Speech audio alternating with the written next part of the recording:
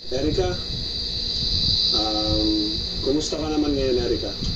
Ayun po, masaya po kasi po hindi na po kami nag-iisip po ng kukuhaan po ng pang-araw-araw po kasi po andyan kasi po yung mga tulong po ng mga tao nagagamit po namin para po ayun na po may ano po kami sa pang-araw, pang-gilid po. Kumusta naman yung nakapag-aaral ka na ngayon? Anong pakiramdam? Ano po, masaya po. Nung una po kasi, parang, ano po, kinakabahan kasi first, ano pa po yun, parang sa 3 years po kasi hindi ako nakapasok po. Parang ngayon na lang ulit. Opo, na ano po, parang nanibago po. Masaya po kasi po. May mga kaibigan ka na ba nakilala? Opo, meron na po. May mga nakakilala pa sa'yo? Opo, yung mga teachers po doon. Oo, nakilala ka? Nakilala po ako. Tapos po, yung mga ano po, mga kaklase ko po. Kaklase mo rin. Ano man yung pakiramdam ng gano'n? Nakilala ka ng mga teachers sa kaklase mo? Ano po, natutuwa po kasi po, ano po sila, nakangiti po sila sa akin po. Masaya po sila. Ano po. Nakita na ba kayo ni Joyce sa school? Hindi pa po. Hindi pa? Hindi pa. Kasi po pang umaga raw po siya. Panghapon po.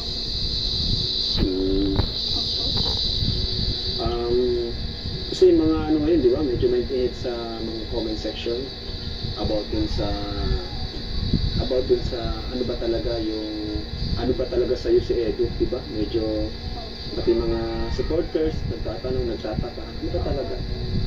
Sa'yo ba? Para sa'yo, ano ba si Edu? Lalo na ngayon, naniligaw siya sa'yo. Ano ba yung nararamdaman mo para sa kanya? Ano po, nararamdaman ko sa kanya. Ano po? Ano lang po? Ano lang po? Kung ano po kami? Ano po, kaibigan. Kaibigan?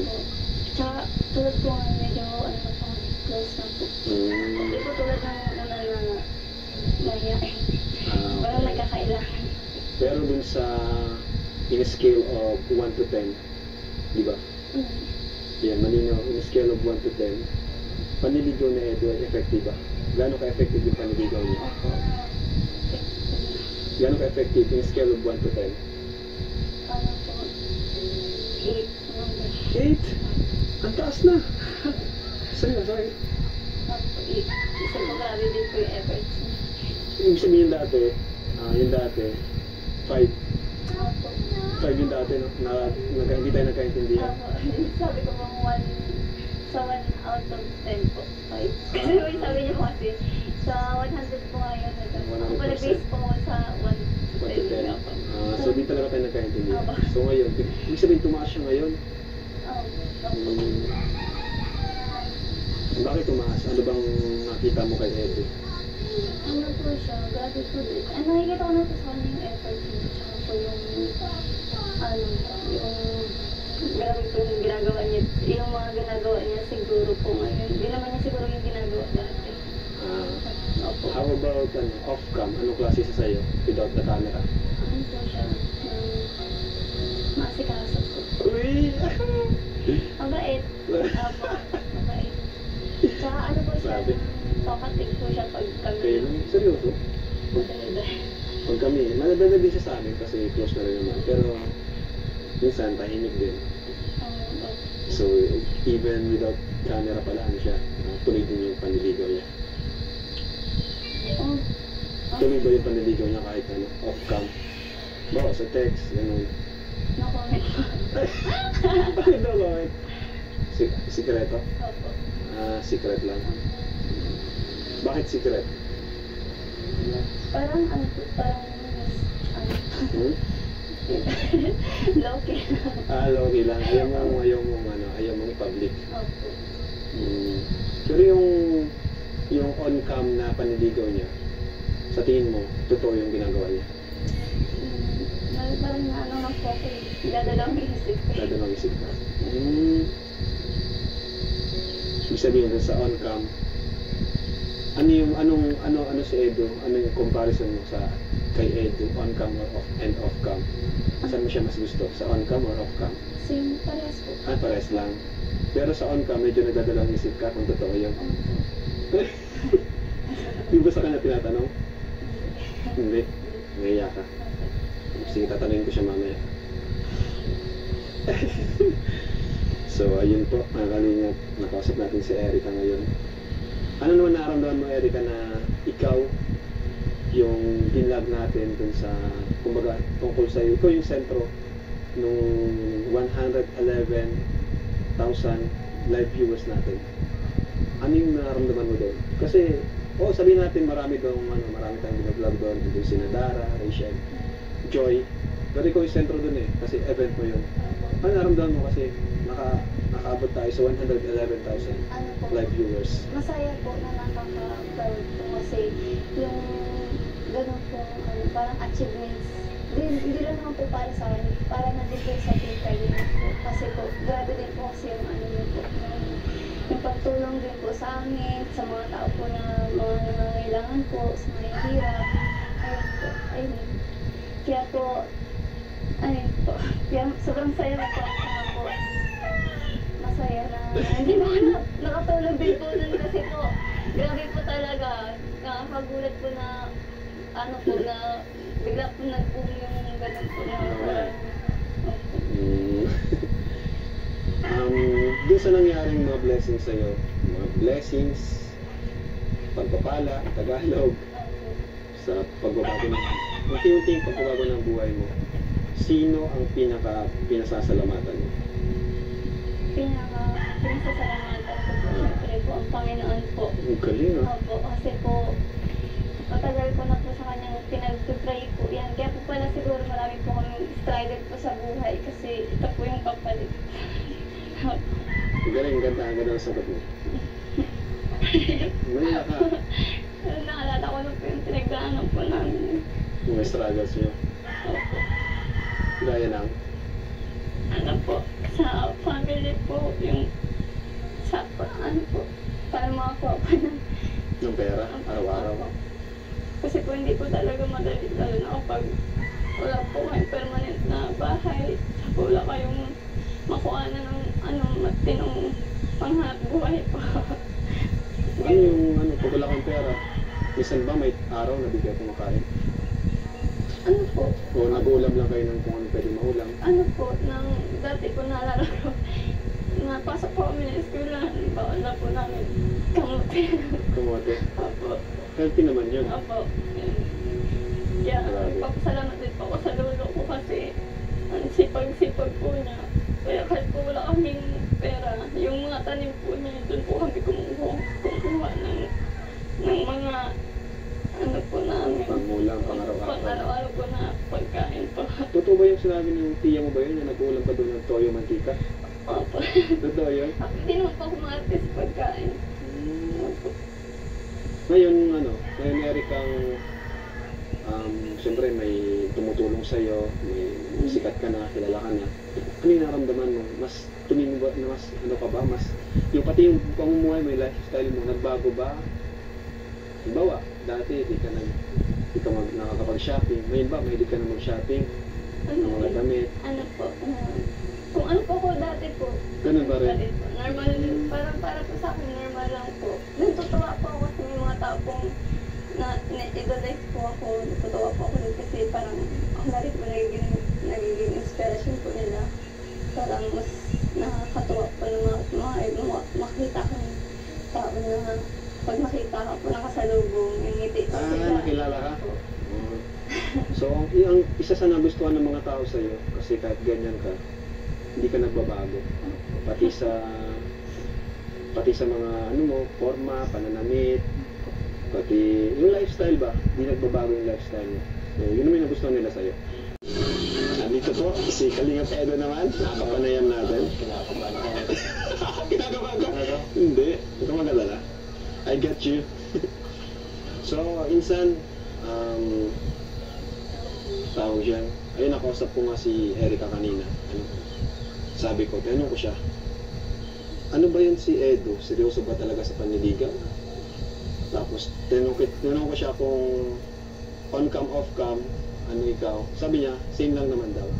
Tapos, medyo nag-aalala siya kasi hindi daw siya sure kung totoo ba yung sa on cam na kung ikaw ganun talaga, kung totoo yung ano mo, yung sinasabi mo sa kanya o dahil lang may camera.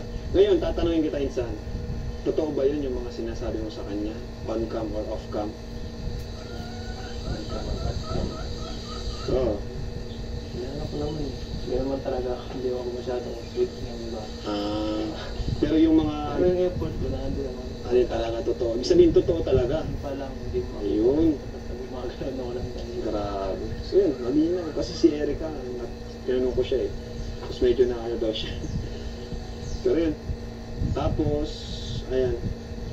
Ano man yung mga insan yung unang ano mo kay Erica? Ano unang mo siyang makita? Ano yung naramdaman mo? Sa vlog. Sa vlog or sa personal, ano ba, medyo nagka-crush ka na ba o hindi pa? Cha-charge ko yan. Siguro parang wala. Wala pa. Ayun. Tapos, yung mga bandang huli, Mga tagal parang siguro pagsama na lang. nag-develop, ganun. Oo, parang gano'n. Ay, grabe, oh. So, ayan.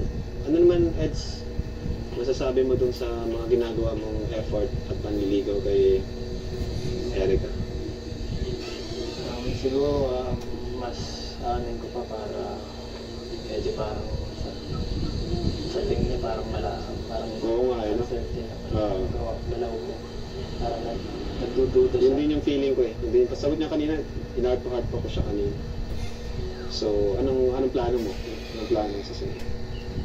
Siguro magiging mas ano pa, mas medyo sweet na content, hindi masyado. Wala akong parang biro eh. Hindi ko maiwasan. Nasa akin na yung ganito lang yung pagkaano talaga. Ayoko din ng ganun yung puro lambing ba, no? Puro sweet, no? Medyo, minsan ano tayo, yung parang may biro-biro. Pakaramdam ko sa pagpuro lang, mauumayak. Oo nga. So yun, style ni Kalinga Preto, ganun. So yun po mga Kalinga. Minsan, salamat. Salamat.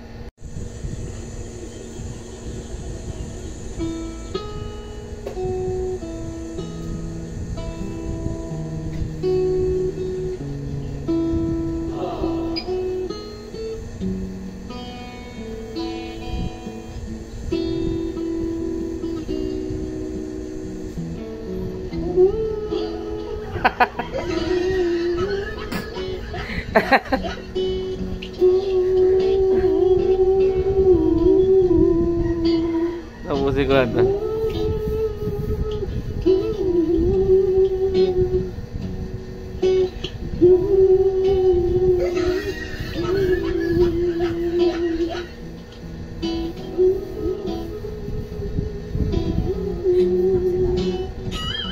Nakalong statwa. Pero Jun, oh.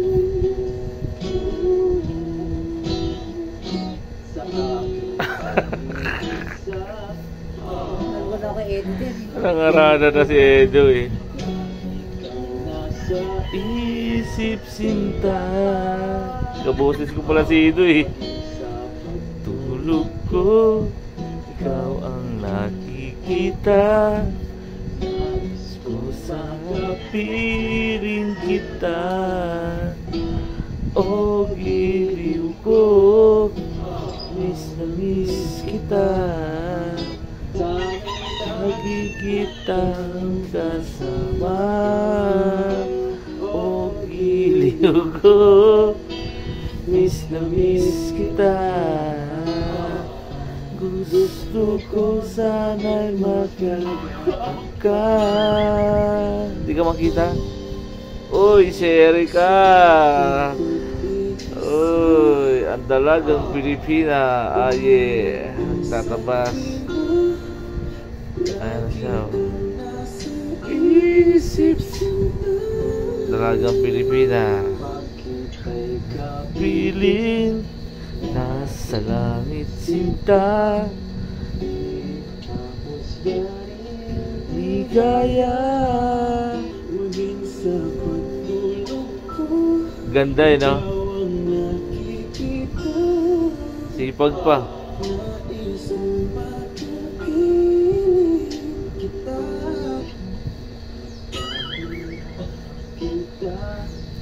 Starbucks.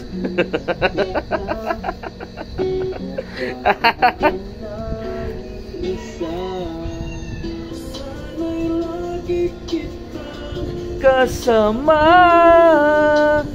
o giliw ko. Starbucks. Seryoso si Starbucks eh. O giliw ko, miss na miss kita. Gusto giliw ko, miss na miss kita. Gusto ko sana makaya ka sa akin pag-iisa. Pangarap ka sa tuwina, isip sinta.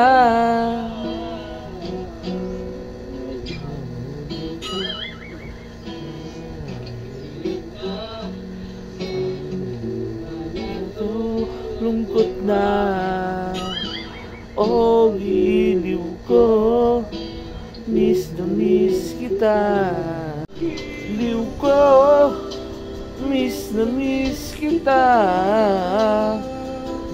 Gusto ko, oh giliw ko, miss na miss kita. Gusto ko sana magkayakap ka. Gusto ko sana magkayakap ka. Kapiling nasa langit sinta, di ko kaya ang mag-iisa. Nak mo na doon. Doon lang.